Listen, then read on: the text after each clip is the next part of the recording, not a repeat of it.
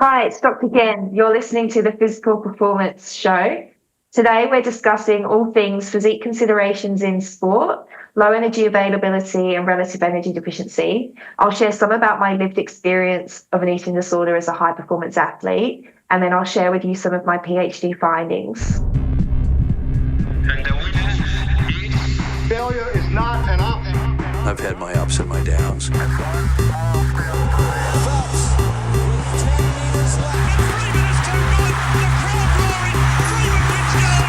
I think it's an absolutely breakthrough experience. Welcome to the Physical Performance Show, brought to you by Pogo Physio's online telehealth consultations and Hugh Darnell's online strength and rehabilitation programming. I'm Brad Beer, sports and exercise, titled physiotherapist and exercise scientist, and alongside my co-host, Hugh Darnell, senior exercise physiologist, strength and conditioning specialist, we aim to bring you the latest and greatest each week in terms of information and inspiration designed to help you perform at your physical best. Of course, we do this across a range of our different episodes, interest editions, expert editions, featured performers, and coaches' corners. On today's episode, you are in for an absolute treat as we share with you a conversation that I recently recorded with colleague and friend of mine, Dr. Jennifer Hamer.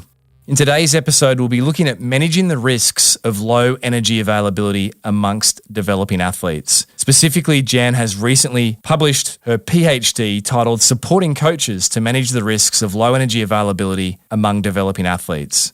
It was a culmination of many years of work looking into physique considerations for athletes, the concept of body image, both positive and negative, relative energy deficiency in sport, the culture that permeates fueling amongst athletes and stakeholders, and the key role that systemic education must play. And as you'll hear Jen outline today, it's one thing to know, but it's another thing to action. Dr. Jen Hamer recently produced a key AIS document, Physique Considerations in High Performance Sport, which is not far off being published over at the Australian Institute of Sport website. Dr. Hamer has also consulted for leading sports organisations and federations, including Swimming Australia and Triathlon Australia. And alongside her professional credentials and expert knowledge, Jen herself has also, as you'll hear on this episode, had lived experience with regards to her own journey in sport and surviving a diagnosed eating disorder. So let's jump in with this week's expert edition, Dr. Jen Hamer, managing the risks of low energy availability amongst developing athletes.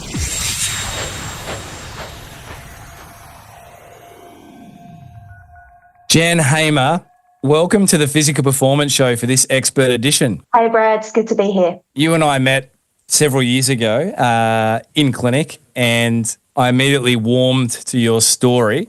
And then we've been in touch, I guess, professionally over the ensuing years. And I think it was one of the early conversations we might have said this would be a great story to get featured on this program, the Physical Performance Show. And here we are many years later, finally getting to it. So it's worth a wait though, Jen. Timing is always pivotal for these things. And I think both personally and professionally, now is the right time. I don't think if we'd have done it a few years back, it wouldn't have been the same. So I think it's a great time to be doing it. And what we'll speak about today is very topical at the moment. So it's great to be here. So Jen, there's a few, I guess, key terms, key areas to explore in our recording. Those key areas being physique considerations in high performance sport, concept of body image, relative energy deficiency in sport, a cultural shift that you feel needs to occur and I guess in some ways might be occurring.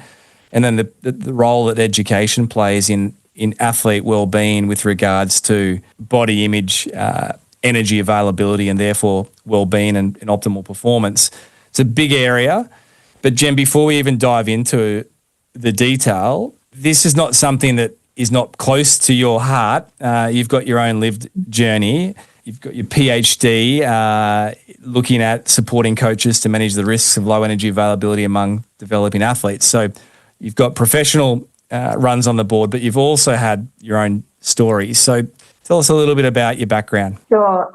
So I was a high-performing athlete growing up, specialised in two sports. I was an endurance runner and cricket player. Two very contrasting sports, but absolutely thrived in both of them. But I actually developed an eating disorder at the age of 12. So I spent most of my athletic career functioning with an eating disorder. I did manage to make it to the European Championships for endurance running to represent Great Britain when I was 16. But honestly, Brad, like over the years, I was always the one who was winning a race and then getting injured, then winning a race, getting injured again. So a lot of my training was always rehab, getting myself ready to go again, and then the body would break. But around the age of 18, I really started to sort of have a real decline into a more serious case of my eating disorder, and was admitted to an inpatient unit when I was 22. Stayed there for a year, and I was pretty in a critical condition when I was there. But I found a real drive when I was in there to recover, because I still wanted to be an athlete. So that became a little bit of my driving force through my recovery. But that dream came shattering down when I was diagnosed with osteoporosis at 23, and made several attempts to return to running and cricket, and developed multiple stress fractures every time I attempted to do that. So I think the realization hit home that I couldn't be the athlete I wanted to be. So bit of an identity loss, and then decided to put my energy towards what could I give back. And so that was where it led me down the path of research, and my undergraduate degree in sport and exercise science. I then did my master's in clinical nutrition and eating disorders, and then I got to come over to Australia and do my PhD in, as you said, supporting coaches to manage the risks of REDS, relative energy deficiency in sport. And in that time, I've done a lot of sort of advocacy work in the eating disorder space in high performance sport. In terms of myself, I'm really proud to say that I don't have osteoporosis anymore. And as you've worked with me as professionally, but also as my practicing physio, you've seen those changes over the years in bone density for me, which has been wonderful to enable me to get back to doing sport in a capacity that isn't at the elite level, but engaged in a way that's fulfilling. And so, now I've finished my PhD, so I'm still sort of consulting in that high performance space, working on multiple projects around managing physique issues in high performance sport, looking at how we actually educate across this space beyond the delivery of knowledge. And that's where I really touch on the idea of like how we shift the culture that exists in sport to, one, mitigate risk, but also equip stakeholders with the skills to identify concerns and know what to do when they do identify concerns. So that's probably my life story in a quick few minutes. And I know there's so much more that you could colour that with lots of highs and lows through your own personal journey. What's key there, Jen, is those own experiences, your lived experiences, birth that passion in you to try and then help others that were may go through a similar journey. And I've just written down a few things that you said there. The culture shift in sport, mitigate risk and identify concerns. Maybe we start there and go backwards from a couple of those key points that you mentioned. It's a big topic and there's no easy place to start. So let's work backwards. The culture that exists in sport, hard question, but what do you mean by that? Is it anything tangible? Is it mistaken beliefs, lack of knowledge? In one sentence, I think we've developed an overly performance-driven culture, which could be a controversial statement because I would probably get a lot of people arguing that we need overly performance-driven environments. But what we've had with an overly performance-driven environment is the lack of consideration for health and well-being. And so we've taken a focus away of the fact that health and well-being is fundamental to a performance outcome. And so if our athletes haven't got that, we can't expect them to reach sustainable success. And so what I would say we have is largely a culture which is unaware of the risks, especially when it comes to things like low energy availability, REDS, eating disorders, and disordered eating in sport.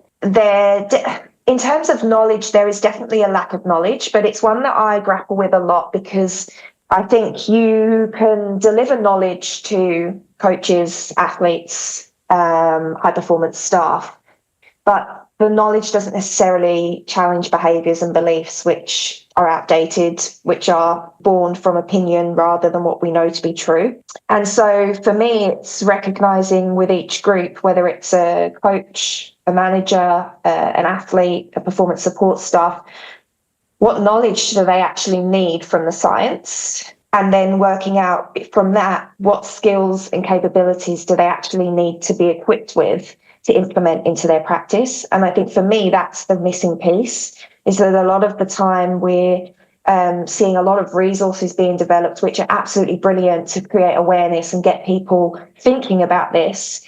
But that knowledge is nothing if they don't know what to do with it and they don't know how to actually translate that knowledge into practice. And I think that's the disconnect that we lack currently in our educations for sports.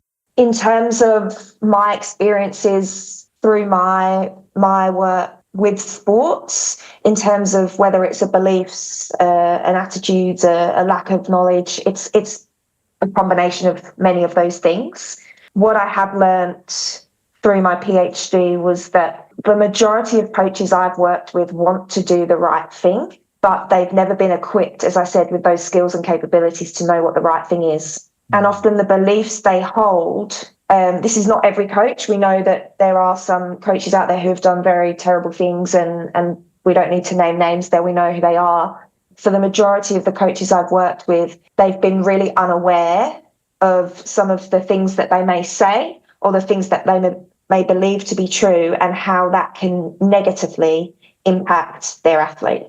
What they are is enthusiastic and open to being supported to make the appropriate changes. But that's what they need. They need that ongoing support and somebody who's on their side, really, to guide them through what is an incredibly challenging thing. And I never forget Cliff Mallet. I don't know if you've ever had Cliff on the show. So incredible researcher at UQ, University of Queensland, and he works largely in coach education. And I had the opportunity to jump on a call with Cliff and tell him about my work when I started my PhD. And his words to me were, "You've put yourself in the trenches." And what he meant by that was cultural shift, especially in the world of coach practice and coach education. It's arduous, it's slow, it's really hard. But I think you've got to start somewhere, right? And just because it's hard doesn't mean we shouldn't do it. Powerful. You're in the trenches, Dr. Jen. Been in them for 5 years. So we've got to challenge beliefs and behaviours. These can be driven by opinion versus truth. Can you give any practical examples? And you pointed out that education in and of itself, as good and as noble as that isn't always enough. Can you give any practical examples potentially from sport of where there has been beliefs and behaviours that have been challenged because of the education? And like a practical example perhaps that people out there listening in, listenership may be able to draw upon? A big project we did with Swimming Australia, it was called the What's a Coach to Do project. And it was an education intervention for coaches to support them in understanding relative energy deficiency in sport, but really trying to empower and equip them with the language and the behaviours and the confidence to actually go into their swimming environment and create a holistic environment which is supportive of athlete wellbeing, mitigating risks of REDs, and for them to know what to do if they have a concern. And we largely had a group. So the initial pilot of that was about 40 coaches we had in the workshop, and they came from all different swim clubs from over Australia. And we sat them in their working groups because we wanted it to be very specific to their own environment. A lot of the coaches were very receptive to the education, but we had one coach who could not understand why saying to a swimmer as she walks into a competition that you're looking super lean, you're going to swim really fast was a problem. And so we broke it down and we kind of said, well, you don't know how that swimmer's got to that weight anyway.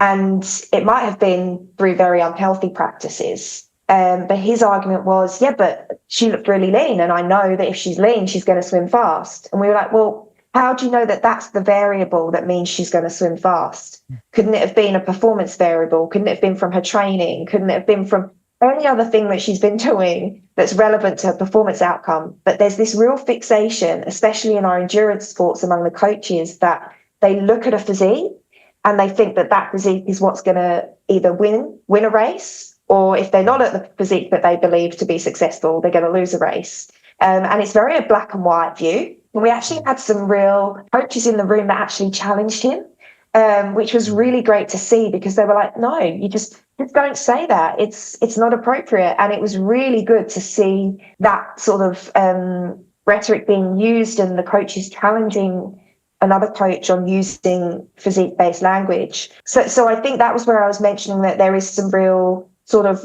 there are coaches who are receptive to this change. I think inevitably I have to accept, and it's a hard thing for me to accept, is that we're never going to be able to get everyone to come on board with this. So for me, the next thing, so if I say, okay, if everyone can't come on board, what am I trying to do? And I think what I'm trying to do is to get as many stakeholders within the sport to buy into this, to understand what's appropriate and what's not appropriate, to set a benchmark for what we expect in terms of culture, and to a point where they are not afraid to call someone out if they see bad behaviour. And I think that's what my benchmark aim is that people working in national sports organisations, NIN hubs, sports clubs, wherever they are, they understand what a good culture looks like to the point that they are so confident in it that they're not afraid to call someone out for using poor behaviour in terms of athlete wellbeing and even staff wellbeing. This isn't just our athletes, right? So I think that's probably where my goal is when I work in this space now, is knowing that not everyone's going to come on board, but if we can get the majority confident enough in this space, they can help be the ones who are our advocates as well. That coach that was challenged by their peers, did the lights come on? Did the penny drop, or was there still the thinking wasn't quite there to understand why that comment could have a negative effect on the athlete? Yeah, it was a very much, this is the way I do things, this is my belief and I'm not shifting it. And so that's what I mean by, I'm like, there's some coaches that I think will just be very resilient and resistant because it's the way they've always done it and it's the way they think that they've always got success, and this is how I get athletes to win, by the way that I coach and the way that I practice. We didn't really get him to come round. Look, there's been some other examples with triathlon in my most recent project where, again, there's some very inappropriate language being used still with the athletes, and some of it was really confronting and quite hard to hear what was being said still, to the point where I was really shocked that some things that I heard were still being said around athletes' physique and body image and weight in the performance environment. And we debriefed with the sport, and this project was all around sort of understanding the physique culture that exists within the sport. So we spoke to all the athletes, we spoke to coaches, support staff, managers. We interviewed them to understand their perceptions of what is the physique culture in terms of beliefs, behaviours, practices, processes, policies. And on that feedback, the sport was very receptive to recognising that, that behaviour has to be cut out. But even on that feedback, there was still this I could still feel a bit of tension that we still want physique to be a real focus in our sport. And so it's always this push and pull of like recognising that, okay, it's going to be a part of a sport, but how can we make it as safe and holistic and really, in a way, empower the athletes, get them to be so resilient to this sort of the language and the behaviours that don't support them, and get them to call it out. And I think that's a real opportunity in itself, is where we're not getting buy-in from other stakeholders. It's using the athletes, get them so empowered and resilient and strong to just reject this commentary completely, which is hard, because I know when you sort of hear those things, it can be incredibly triggering. I don't think there's one answer to this. I feel like this is why it's a conversation that will go on forever, because it's such a complex area. Would that be empowering the athlete, Jen, to, say, look, that's not appropriate, I'm not taking that comment on board, or empower the athlete to then speak to the relevant person in the performance environment, wellbeing, health and wellbeing manager, if we're talking about a high performance environment, etc. As a clinician, I've had many stories, and you have some key considerations in clinical practice around patient confidentiality and duty of care and do no harm. Mm-hmm. The view typically take is to empower the athlete to speak up through the appropriate channels. I imagine that might be one way to try and drive change and culture shift is to empower the athlete to speak up. You may or may not wish to share, but I'm wondering to the listener, this is quite familiar to us because we work around it and see it in our professional lives, but you're at liberty or do you feel to share any phrases that got used? I mean, I'll go first around as a clinician, something I've spoken before on this program about, and I've even shared it with you. Naively, I used to comment to athletes as they presented in clinic that I thought they were looking fit. And that was out of a position of trying to genuinely encourage them, but it's also out of a total lack of appreciation for what might be having them look fit, as you pointed out before. And it was only my own journey into realising I had low bone density after 12 years of junior triathlon into adulthood, and that I realised, oh my gosh, there is so much to this, and I can't believe I ever said that, and I'm definitely never using language like that again. And I've just adopted the policy or no practitioner should comment on an athlete's body at all unless it's specific to the clinical condition. You might be talking about, your hip or something but even then you've got to be so circumspect with your language. My great physio when I was a junior triathlete, Suzanne, she's one of the reasons I went into physio. She once said to me, Brad, you've got childbearing hips, tibial torsion, flat feet, bowed legs. And I remember as a 16-year-old boy just feeling like the floor fell away from me. And here I am, 44. I've never forgotten that. I've never forgotten how that made me feel. I vowed if I ever went into this work that I'd never use language like that loosely because of the effect it can have. So, Jen, are there any phrases that you've heard that are really triggering that people might be able to go, you know what, that's not helpful? I actually just want to spin back to that comment that you drew on there when you used to say maybe, oh, you're looking really fit, because I'm wondering that there'll be some listeners on here thinking, well, what's wrong with that by saying like you look fit? I'm going to share from my lived experience perspective as someone, if I'd have walked in and someone says to me, you're looking really fit, automatically my association goes, okay, I'm looking good right now. This is how I have to look. And then it's a fixation on this is the body that I need to keep. This is the ideal, and that's attached to my worth because that's the thing that's been complimented because that's what someone said is good about me. You're looking really fit. So I'm like, okay, that's associated to my worth and that's how I need to look. And it sounds so black and white, but that was honestly how my eating disorder worked. And I know it's how a lot of others that I've spoken to is we cling on to these comments. Like you clinged on to that one. Yours wasn't even an eating disorder, but you clung on to that comment that was made and it became part of you. And it then gets attached to your identity. And I think that's a real psychological conversation that we don't need to go down. But I just wanted to break that down because I think some people find it hard to understand why it's not appropriate. But when you've had a lived experience, it's just at the forefront. As soon as someone comments on your appearance, it's what you cling to, and it's so hard to let that go. So thank you for sharing that. In terms of some phrases that, look, I've had, some have been incredibly confronting and really hard to hear, but like we had one the other day, which was, so for the listener, I'm putting my fingers to touch and I'm spreading my hands wide. So I'm creating like the length of my two hands together. An approach said if an athlete's hips don't fit to the width of my hands when they're together, they're never going to win a race. And like, where does that come from? Points like at competitions, coaches pointing out other athletes from different countries and saying you need to look like this to be successful. One of the worst was that calling one of the athletes and saying to another coach, she looks like a Teletubby, she's never going to run fast. This is disgusting language and there's no other way about it, right? And like I've just said, it stays with you. This has really affected these athletes, not just in the short term, but the long term.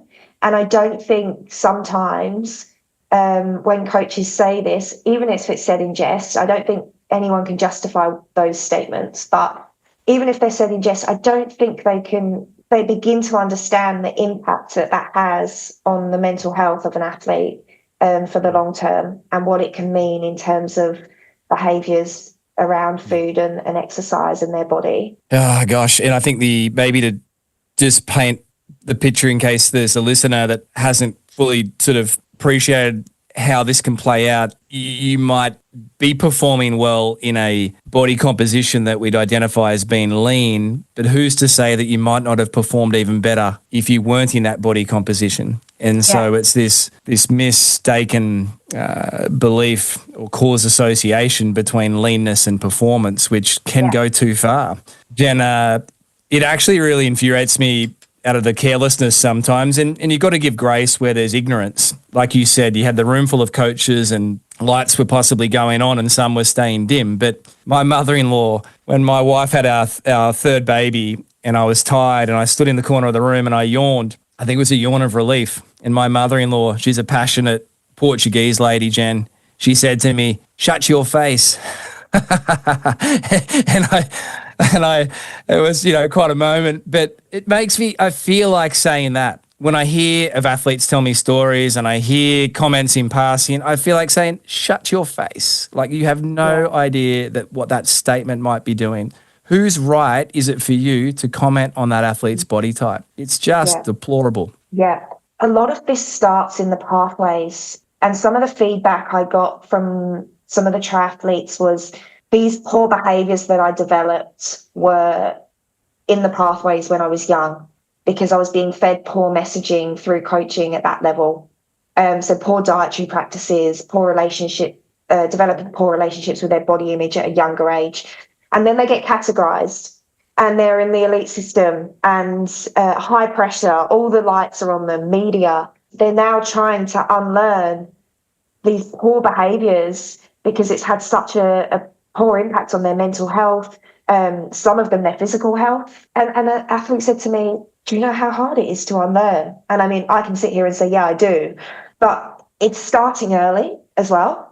So I think that's going to speak to more of an education piece, but like I can't emphasize enough that it's throughout the system. It's not just at the top. It's starting early in the pathways where athletes are falling prey to really poor behaviours because of the messaging that they're getting. Body image dissatisfaction is a term. I've been doing a little bit of research in this with some study I'm doing at the moment. What's the definition of body image dissatisfaction in thereabouts? Like when I say that to you, what does that mean to you? We know that body image can be influenced by a multitude of factors, societal factors, diet culture, messaging they receive in the sport. I think we cannot get away from social media at the moment and the impacts that's having on body image for athletes and just the general public. Negative body image in my recovery has been something which has been incredibly challenging. And I think it's often harder, and this is a very vulnerable and honest share. I think when I stepped into your clinic, when I'd arrived in Australia and just started my PhD, and I probably still wasn't physically in a great place health-wise. I would probably say that I was still in low energy availability, and it was great. I sought some help from expert dietitians and yourself and some great sports physicians as well who actually helped me. Now, with that came recovery from RED-S doesn't always lead to weight gain, like you know, but it did for me, and that needed to happen. And it was quite a significant weight gain that needed to happen. And I never forget, like, opening my wardrobe and trying on clothes, and literally I was like, doesn't fit. And I phoned my mum just sobbing because I just didn't like this new body. Just looking at myself in the mirror in this body it was healthy, but for me, I just didn't like it. But I think it was learning that actually my body wasn't the problem. It was the thoughts about my body that was the problem. I think that's a really interesting one, because when we think of body image dissatisfaction, we go straight to the body rather than the mind.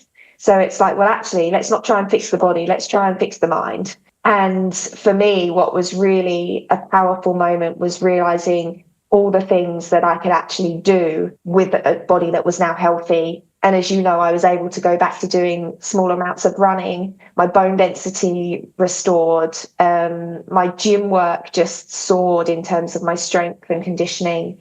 And so it was really translating the message from being a real negative perception on what I look like to actually what can I do now, and I'm strong and I'm powerful, and that's the messaging, right? But it's not easy, and I think I would be lying to say I still don't have days where I really struggle with it. But I think the self-awareness of recognizing that actually these thoughts aren't facts. It's like that little niggling gremlin that lives in your mind and tries to lie to you. But it's just remembering that, yeah, it's not a body problem. It's the mind trying to convince you otherwise. Gosh, that's so profound. A finding that I had that it came out, which I found quite challenging, and it speaks to that point, is it was a 2023 systematic review where they found that in female athletes, what they phrased normal weighted female athletes reported higher levels of body image dissatisfaction than their underweight counterparts. So the problem wasn't the body, the problem was the mind. I think then that's always a reminder, because often people unhappy with their body image, their responses will let's change my body. Let's do something about it. Let's change my size. Let's change my physique. Let's lose weight, whatever they might try and do to address their body image. And it's like, no, leave that part alone. Let's address the mind and the psychological aspect of this, because your body's not the problem. And if we could only do that, I think there'd be a lot less body image dissatisfaction in the world. Yeah. In case a listener is sort of going, well, I guess isn't it normal that everyone has something they don't like about their body? Not my place to answer that, but the effects of heightened levels of body image dissatisfaction are physiological effects, psychological effects. If we talk in the sport environment, potentially compromise sporting participation, and you use that phrase at the start, sustained success, the ability to actually sustain any success. We know there's higher rates of anxiety, depression, suicidality, substance abuse if you have heightened levels of body image dissatisfaction. So this is it's a big potential driver for many negative effects in life and health. Yeah, it's a huge area, and one that's really not received enough attention, I don't think. Jen, in terms of energy availability, it's a topic we've explored through various experts over the years. We throw the term REDS around, or formerly RED-S around, lightly and easily because we know what we're referencing there. But I guess two questions I'd ask you, and through your PhD. One, what's your sort of working definition or example of relative energy deficiency in sport, and what the listener needs to know about that? And two, do you see, or do you think, or has there been scientifically a shift in the awareness of this in the sporting environment? We know that REDS is a condition when an athlete is living in a state of low energy availability over a prolonged period, or has repeated acute bouts. So when I say repeated acute bouts, that's like they could be in low energy availability a week, and then they come out for a few days, and then they drop back in for a week, and then they come out for a few days. So they're sort of in low energy availability more than they're not. So that's our repeated acute bouts or prolonged. And we know from recent studies that we have seen, I think it was Melissa, I forget her last name, she's in the States. She does a huge amount of work in the low energy availability space, and I should know her last name. But they identified that there was some impacts to bone resorption markers as little as 3 weeks. So we know it doesn't take a long period of time for someone to be in low energy availability to start seeing the implications of REDS. So essentially, if an athlete doesn't eat enough or consume enough energy for what they expend through their training and exercise to meet the requirements of normal physiological function, then they enter low energy availability. And if they're in that for a little while too long, they'll develop REDS. As you know, and I know, REDS can lead to many physiological and psychological health implications. So we can see reduced bone density, reduced metabolic rate, implications to immune health, nutrient deficiencies, gastrointestinal distress. And then psychologically, it's an interesting one because we know some athletes develop REDS unintentionally, just don't know how much to eat. And so they end up not eating enough, and they're quite easy to treat because you tell them what to eat and then they go away and they match their energy levels, and we kind of see that restoration. But then Some others are more complex. And I guess this has always been a tricky one for me, is that because I would have been defined to have had REDS, but I also had an eating disorder. So it's, do you say I had an eating disorder? Do you say I had REDS? Do you say I had both? So we also know that some athletes will develop REDS with an eating disorder or some form of disordered eating. And that's obviously a little more tricky to treat because of the psychological input that's needed. And we know that obviously if an athlete experiences those health implications, that's also going to lead to the performance implications, so negative performance implications for them. In terms of, do I think there's been a shift and an increase in awareness? I do. I think the research is moving faster than we're getting it on the ground. Obviously, we initially had the 2018, we had the 2014 was the initial IOC consensus statement on REDS. Then we had an update in 2018, and then we've had an update in 2023, with the research moving on really fast. And I think that's always a problem in research in general, but especially in high performance sport, is it's moving along, but we're just not getting that translation, that like filtering down onto the ground quick enough. And that which is being filtered down, I tend to see as lots of articles online, little online modules that maybe people can do, which, as I said, it's fabulous, like creates awareness. But a lot of the time, you find that people who are reading or engaging in that stuff have got a biased interest in it, and they're sort of already passionate about that space, whereas actually we need the people who aren't to be immersed in that. So that's one thing around the awareness. For me, awareness isn't enough. It's great to know it's a problem. It's great to know what it is, but then your coach is going to say, well, what do I do? And that's the real hard part. It's because it's not a one-stop fix. And I think my final study of my PhD really highlighted this. So we evaluated the workshop that I delivered to Swimming Australia, and we used a model called the COM-B model. So it looked at capability, opportunity, and motivation for the coaches to implement new behaviours and skills that they'd learn in the workshop. And so those three elements were our proxy for behaviour change. I did a roundtable focus group with the coaches looking at developing questions that looked at those three areas: capability, opportunity, and motivation. And we did this 6 weeks after the workshop. And what we found was that coaches had an increased psychological capability. So they understood what REDS was, they understood why it was a problem, but they still lacked the physical capability to implement new behaviours.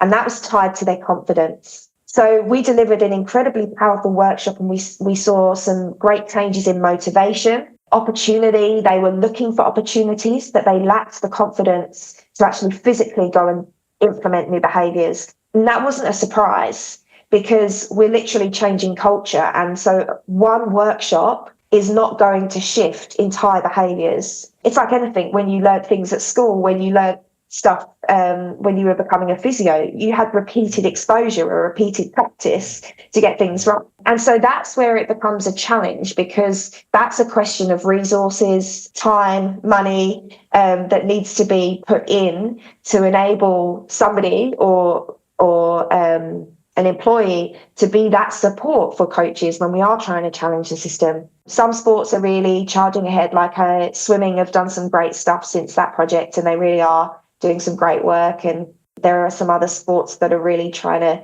address this now, but I still struggle and grapple with the fact that a lot of the time I just see more and more resources coming out which are understandable, but they're not usable. Understandable, but not usable. Mm-hmm. So it's, you just said like a physio, and you said repeated exposure, and I thought to myself, I'm still trying to get it right, Jen. I need more repeated exposure 19 years in.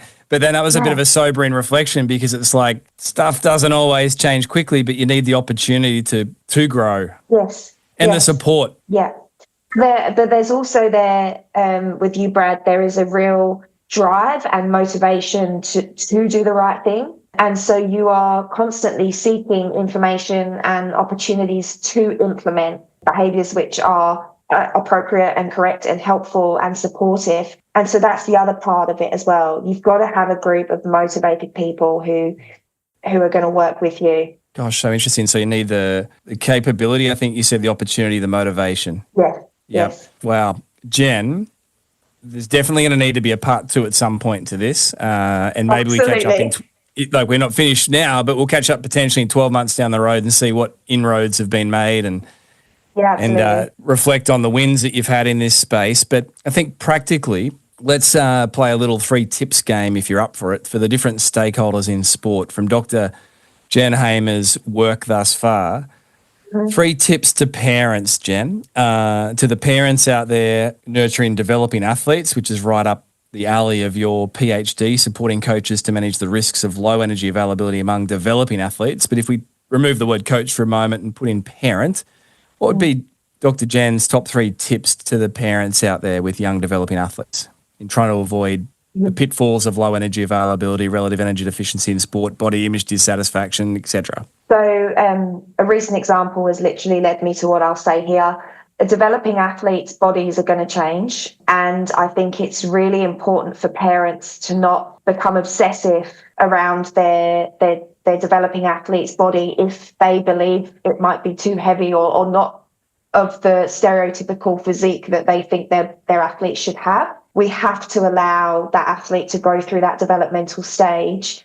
And yes, we know that in some endurance sports, that may mean that for a period of time, that athlete might be slightly heavier than they would be for their optimal performance. And that's okay, because we're building a sustainable athlete for many years, right? And so we have to allow that process to happen naturally rather than try and interfere and cause more harm than good and lead to a very short athletic career. I think that's quite a broad piece of advice, but I think it's a really important piece to recognise that, yes, their body is changing during that time and let it change and keep fueling them well. Please don't restrict your developing athlete's intake, because that developmental stage, as you know, requires so much energy, and then they're training on top. I think we underestimate how much they need.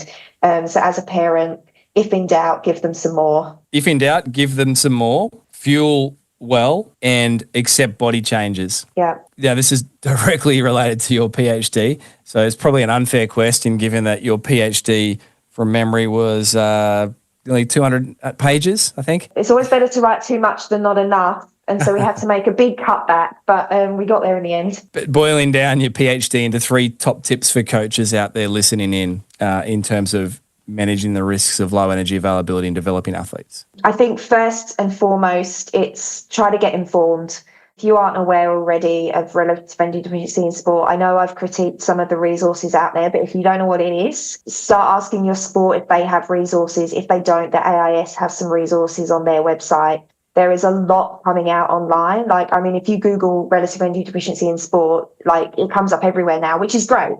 I think there's a long way to go with education, but it's a start, right? If you're a coach and you don't know anything, that's a starting point. I think I would like coaches to be open to be challenged on their beliefs. So recognize that that is an opportunity for growth, not a critique of your practice, and understand that as the science evolves, as we understand more about athlete health and performance, that means that potentially your coaching and practice is going to evolve too. So be open and curious to what that means for your practice.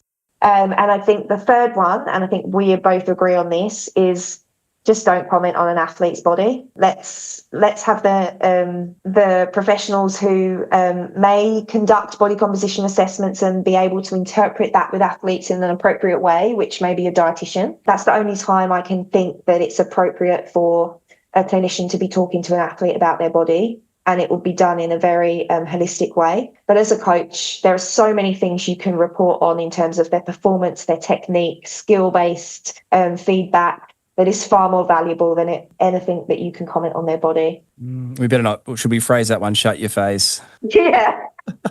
Love that. So, but no, working backwards, don't comment on an athlete's body, be open and curious to be challenged on your beliefs and get informed. Ask your sport about resources, go to the AIS website.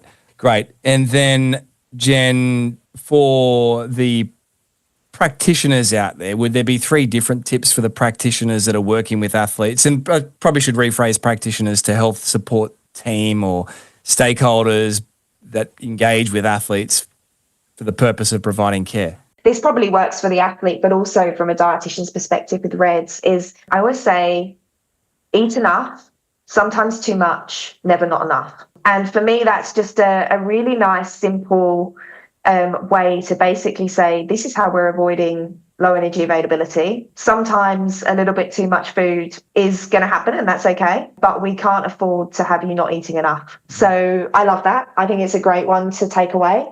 In terms of practitioners who are working with their athletes, I would come back to them really trying to help their athletes become resilient and empowered in this space. That also requires the practitioner to be informed, but it's supporting them to know that they need to challenge behaviours that aren't supportive of their health and well-being. They've got a voice, a powerful voice, this powerful voice in sport, right? And so they need to be able to know that if something is said to them or if there's a behaviour done that they don't agree with, they need to raise it and they need to feel empowered to do that.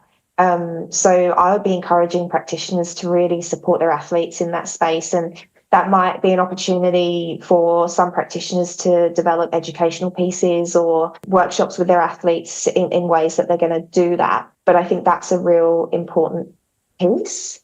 And then I think I'd actually probably come back to, similarly to the coaches, I want practitioners to be curious and open to that consistent challenge of how do I ensure I'm working in a way that is best practice, athlete health. That's what you've basically just shared with me, Brad, is that you're doing an incredible job. And honestly, you are the most, like, as a practitioner, I've never met someone who is so informed and so determined to do the right thing. It's so wonderful to see as someone who's had an experience and I have so much trust in you because of that. But you're still so hungry to learn more and to do the right thing. And you're curious and you're open and you're not afraid to go, do you know what? I got it wrong once before. And so I think that's what I really would love practitioners to take away is like, do you know what? You might not have always got it right. And that's okay. Be open to be challenged and be open to new practices, because that's just constant growth. And you're going to buy trust from your athletes when you do that. So powerful, Jan. Be open and curious. This is the top 3 tips for the practitioners from Dr. Jan. Empower your athletes to be resilient. Eat enough, sometimes too much, never enough. Jan, every guest of the show over the 9 to 10 years to date has been issued 2 set questions. The first, if you could boil everything you've learnt through your own lived experience, sporting journey as an athlete yourself, and then also your professional life, into one piece of advice to help listeners of this show perform at their physical best, what would that one solitary piece of advice be, Jen? Great question. To come back to my slogan, it's literally eat enough, sometimes too much, never not enough. Like, it's the one thing that I think I got so wrong, so many other people get wrong, and we still get it wrong. But if we could all do that, we would avoid so many cases of low energy availability and RED-S and bone stress injuries. Gosh. And in terms of physical performance, like, I don't think there's a better way of articulating it. Like, if you don't get enough, we know that that's when we start to see the negative health implications, right? So that's my slogan, and it's going to stay that way. So that's my piece of advice. Brilliant. I think we put that as the episode heading. Dr. Jen Hamer, eat enough, sometimes too much, never enough. It sticks. Never not enough. Never not enough. Never not enough. Sorry, never not enough. Yes. It makes me think in clinical practice, often on an endurance athlete's way out of the clinic, walking them to the front, I'll often say, don't forget to eat more than you think you need. Like, just keep fueling. But I'm going to replace that with Dr. Jen's. And then, Jen, the last question is a physical challenge for the week. What's Dr. Jen's physical challenge to the listenership going to be? It doesn't have to be physical per se. Okay, so a physical challenge for the listeners. For me, it's get out in nature, 30 minutes of an activity that you enjoy. I cannot emphasize how much exercising in nature helped me through my own recovery. And I know a lot of people on this are people who are going through recovery from an eating disorder, but it is such a powerful environment to feel positive when you are moving. So whether it's running, walking, cycling, ocean swimming is a big one for me. 30 minutes in nature and you won't regret it. Brilliant and powerful. Dr. Jen, thank you for stopping by the show and sharing just some of your learnt wisdom. There's so much more to unpack, but hopefully there's a few key takeaways for the listeners. No doubt there is from today. So thank you very much for your time and for sharing your wisdom. Thanks so much, Brad. It's been amazing.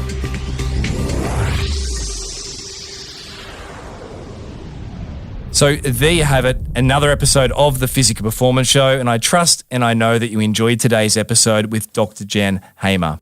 You can find Jen over on Instagram at JenEllen_Hamer. That is JenNellEN_Hamer.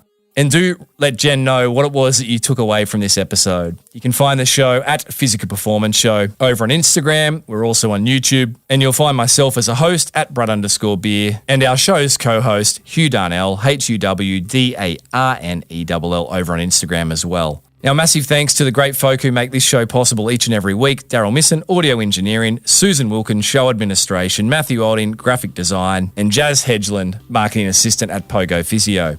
If you are an endurance athlete struggling with persistent injuries or concerns, jump over and schedule your 45-minute telehealth consultation at Pogo Physio, and also check out Hugh's best practice strength and rehabilitation interventions and programs, including online, over at hughdarnell.com. That's DARNELL.com.